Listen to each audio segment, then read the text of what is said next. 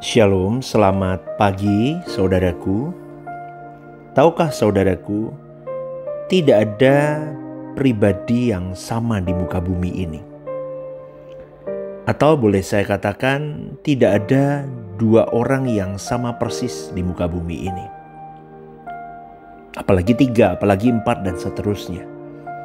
Kenapa saya katakan ini? Karena setiap manusia itu berkeadaan unik dan khusus. Kalau kita lihat sidik jari kita, setiap orang, ada miliaran manusia, triliun manusia di muka bumi ini. Sepanjang sejarah kehidupan, sidik jarinya berbeda, saudaraku. Maka pengalaman perjalanan hidup seseorang juga pasti unik. Dan pasti tidak ada duanya. Tidak sama dengan siapapun. Maka perjumpaan dengan Tuhan itu pun juga unik. Yang orang lain tidak akan bisa mengerti akan hal ini. Apalagi kalau seseorang tidak mengalami perjumpaan dengan Tuhan, maka dia tidak akan mengerti orang yang mengalami perjumpaan dengan Tuhan. Tetapi pasti buah hidup orang itu nyata. Hidup ini adalah petualangan yang luar biasa. Karena kita memiliki waktu yang telah dijatah oleh Tuhan. Waktu yang terbatas dan tertentu itu. Tetapi waktu yang tertentu tersebut menentukan nasib atau keadaan kekal kita. Sebuah perjalanan yang tidak bertepi, saudaraku. Jadi betapa luar biasa kehidupan ini. Pengembaraan yang singkat 70 tahun, 80 tahun tetapi menentukan nasib kekalnya. Maka keluarbiasaan, keindahan nilai, kualitas dari singkatnya waktu hidup kita itu bukan terletak kepada keberhasilan kita mengumpulkan harta di bumi. Atau keberhasilan kita mencapai jenjang studi sampai doktoral, profesor dan sebagainya. Atau karena penampilan mempesona kita, juga bukan karena sukses di dalam rumah tangga, karir atau punya nilai lebih yang dipahami manusia sebagai keluhuran atau keunggulan hidup. Bukan, saudaraku. Karena banyak orang menggulirkan hari hidupnya hanya untuk memenuhi keberhasilan-keberhasilan itu. Waktunya sudah singkat, tetapi fokusnya salah. Mereka menggulirkan hari hidupnya untuk berhasil di studi, di karir, di rumah tangga, punya harta yang banyak, punya penampilan yang baik supaya dihormati orang. Dan banyak orang kalau dilihat, hampir seluruh manusia berani mempertaruhkan apapun demi mencapai hal itu. Itu yang mengerikan, saudaraku. Mungkin di antara kita ada yang pernah melihat orang yang berhasil dalam hidup, tapi di ujung akhir hidupnya semua kemegahannya tidak berarti lagi. Contoh ya saudaraku, seseorang pernah berkuasa selama 40 tahun mungkin begitu. Tapi 1 tahun sebelum dia meninggal, dia dipenjara. Maka kemegahannya selama 40 tahun tidak ada artinya jadinya. Atau ia memiliki pengembaraan hidup yang dinilai indah oleh manusia. Sampai pada akhir hayatnya tetap indah dan bernilai di mata manusia. Tetapi kalau di kekekalan, dia terbuang dari hadirat Allah. Betapa dipermalukannya orang-orang seperti ini, saudaraku. Coba renungkan ini, benar gak? Maka kita bersyukur kalau kita hanya dipermalukan di bumi saat ini. Bahkan hal itu akan memacu kita untuk benar-benar memeriksa diri. Apakah suatu hari nanti ketika kita meninggal dunia, kita berkenan apa enggak di hadapan Tuhan. Sehingga kita mendengar lirih kalimat Bapa yang berkata, "Ini anakku yang kukasihi, kepadanya aku berkenan." Tidak banyak manusia punya keinginan itu, saudaraku. Tetapi kalau Anda mengikuti renungan-renungan yang saya sampaikan setiap pagi, setiap malam, bahkan khotbah-khotbah, baik potongan khotbah short atau recap ibadah, semuanya menjurus kepada satu titik, yaitu supaya engkau dan saya bisa mendapatkan kepuasan yang daripada Bapa. Artinya begini, Bapa puas dengan hidupmu dan hidupku, maka kita akan memuaskan diri setiap hari akan kepentingan Bapa saja. Itu lihat saudaraku. Maka kalau Bapa sampai berkata, ini anakku yang kukasihi, kepadanya aku berkenan. Hanya itu yang membuat kita tidak dipermalukan saudaraku. Betul, itu saja.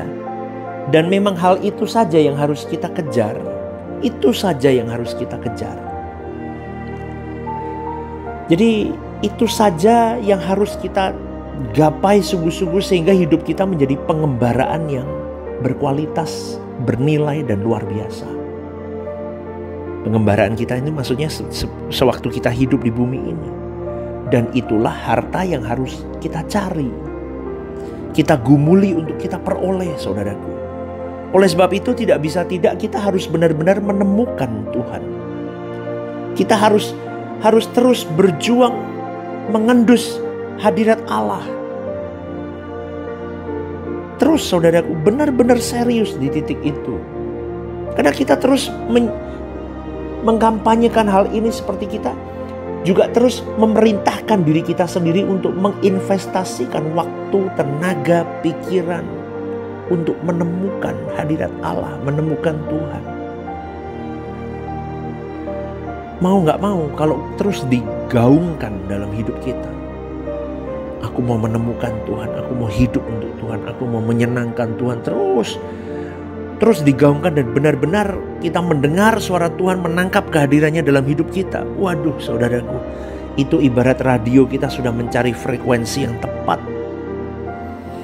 dan kita bisa terbang tinggi bersama dengan Dia. Indah itu. Tapi susah menemukan Tuhan. Saya kasih tahu dulu saudaraku, yang berjuang saja gak menemukan kadang. Susah saudaraku. Maka kita harus terus mencari frekuensi ilahi secara rakus saudaraku. Kalau jangan ngomong rakus deh. Secara menggebu, secara posesif. Aku harus menemukan hadirat Allah. Frekuensinya harus kutangkap terus. Karena aku tahu waktunya singkat. Maka sejatinya Tuhan itu tidak mudah ditemukan, saya ngomong dulu saudaraku. Maka sangat dibutuhkan keberanian dalam menantikan Tuhan. Sebab Tuhan itu seringkali kadang seperti tidak peduli dengan kita loh. Itu saudaraku, itu yang saya katakan harus punya keberanian untuk menantikan Tuhan. Itu Tuhan itu seperti gak ada rasanya. Ada di mana di musim-musim hidup kita yang seakan-akan Tuhan itu tidak ada dan diam dan tidak peduli dengan apa yang terjadi dalam hidup kita. Tapi di situ engkau diuji. Kita sudah melewati malam panjang di kaki Tuhan, berlutut, menyanyi, berdoa, namun kita tidak merasakan ada hembusan angin. Kita tidak merasakan ada kehadiran Tuhan yang membuat kita merinding atau apapun. Semua sepi saja seakan-akan. Seakan-akan Tuhan itu jauh di sana dan rasanya enggan mengunjungi kita. Ada momen-momen begitu saudaraku. Saya mau ingatkan dulu, jangan putus asa. Besoknya gitu lagi, sama, seakan-akan di mana sih engkau Tuhan? Kenapa kau diam? Kenapa kau nggak ada rasanya? Aduh saudaraku, bahayanya adalah kalau kita tidak tekun. Makanya tadi saya katakan harus punya keberanian menantikan Tuhan. Karena kalau engkau tidak cukup berani menantikan Tuhan, mempercayai Dia bahwa Dia hidup, maka kau akan meninggalkan Tuhan dan kau kecewa. Ini anggap aja seperti kita menantikan terbitnya matahari. Dari pukul 6 sore sampai besok pukul 6 pagi, 12 jam. Menantikan Tuhan bisa 12 bulan atau bisa lebih. Tapi percayalah, sepasti matahari. Amin. Dia akan terbit. Dia pasti kita temukan. Dan ini yang seharusnya memberi nilai di dalam hidupmu dan hidupku. Kalau hari ini kita masih mendapat kesempatan hidup, kita melihat kemungkinan yang paling berharga, yaitu menemukan Tuhan saja. Amin, saudaraku. Itu perjuangan kita. Dan orang yang menemukan Tuhan memiliki happiness yang luar biasa yang tidak bisa digambarkan. Dan itu bukan fantasi. Maka hari ini banyak orang yang sedang memproklamirkan, ya. Apalagi ini kalau orang-orang yang terpandang, orang kaya, ya. Kalau ngomong gitu didengar kan pasti.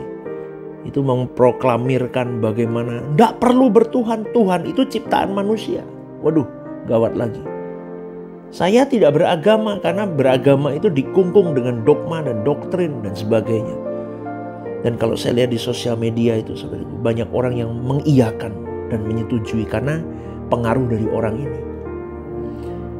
Orang ini orang yang cukup kuat. Kadang saya lihat sedih, saya lihat orang-orang begini. Kau tidak menemukan Tuhan bukan berarti Tuhan itu tidak ada. Kau tidak menemukan Tuhan memang selama ini kau tidak pernah mencari Tuhan. Tuhan itu bukan ciptaan manusia. Tuhan itu bukan mitos, saudaraku. Bahkan orang-orang itu sampai berani berkata surga neraka itu hanya buatan ilusi manusia. Aduh, saudaraku. Firman Tuhan yang utuh, yang berbicara sendiri. Mereka pun melawan firman Tuhan yang nulis manusia. Itu diilhami Roh Kudus. Saudaraku, itu bisa dibuat-buat. Kadang saya cuman kasihan orang-orang seperti ini. Berpikir kritis, semakin dia semakin jauh dari Tuhannya. Semakin hilang, saudaraku.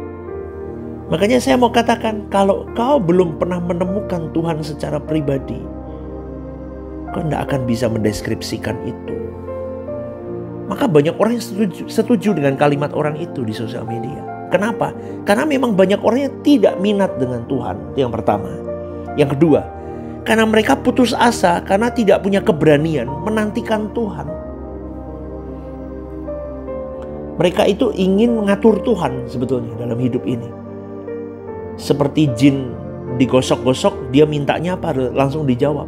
Tapi Tuhan tidak begitu. Kadang ada momen-momen yang Tuhan seakan-akan dari jauh hanya melihat. Supaya kedewasaanmu dan kedewasaanku terbangun.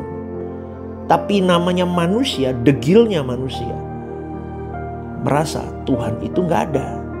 Karena dia tidak ditolong. Tuhan itu bukan fantasi, saudaraku. Karena menemukan Tuhan itu sangat pribadi. Bahkan bisa berunsur misteri. Maka kita harus berani mempertaruhkan seluruh hidup kita demi menemukan Tuhan di dalam hidup ini. Hari ini kau punya segalanya. Mungkin orang berkata, oh yes, aku setuju dengan omonganmu. Tuhan gak ada, surga neraka gak ada, kitab suci buatan manusia. Tuhan juga ciptaan manusia, surga neraka ilusi dari manusia. Tapi lihat nanti suatu hari ketika engkau berada di ujung maut. Siapa yang mau kau andalkan? Kalau enggak Tuhan, kau berteriak kepada siapa? Wah, enggak ada pastor. Mati itu tidur saja. Aduh. Itu hanya omongannya para rohaniawan nakut-nakutin orang. Rohaniawannya aja belum pernah ke surga, belum pernah ke neraka. Belum pernah ini dan itu, belum pernah mati. Kalau rohaniawannya sudah pernah mati, balik lagi baru ngomong sama saya. Itu namanya kesombongan, saudaraku. Firman Tuhan itu suara Tuhan sendiri.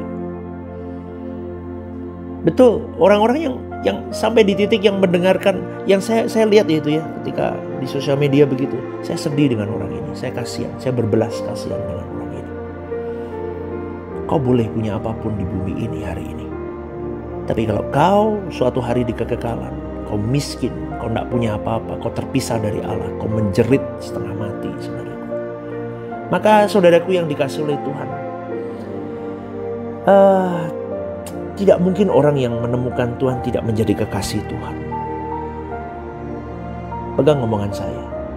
Kalau kau rutin mencari Tuhan tiap hari, tiap saat, tiap momen hidupmu, terus 24 jam 7 hari, waktunya singkat, kau cari Tuhan terus, kau akan menemukan Dia.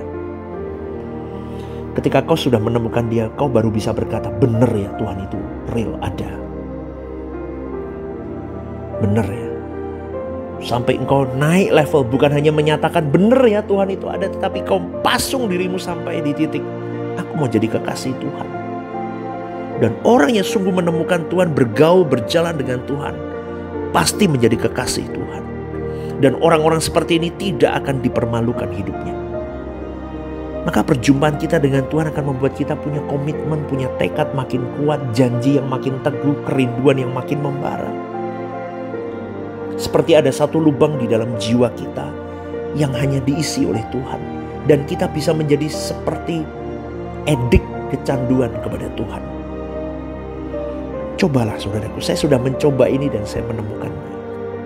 Maka percayalah, cinta kita kepada Dia akan makin membara kalau kita menyediakan waktu, memberikan hatimu, hidupmu, tempatmu, pikiranmu, jiwamu, obsesimu, seleramu, itu Tuhan saja.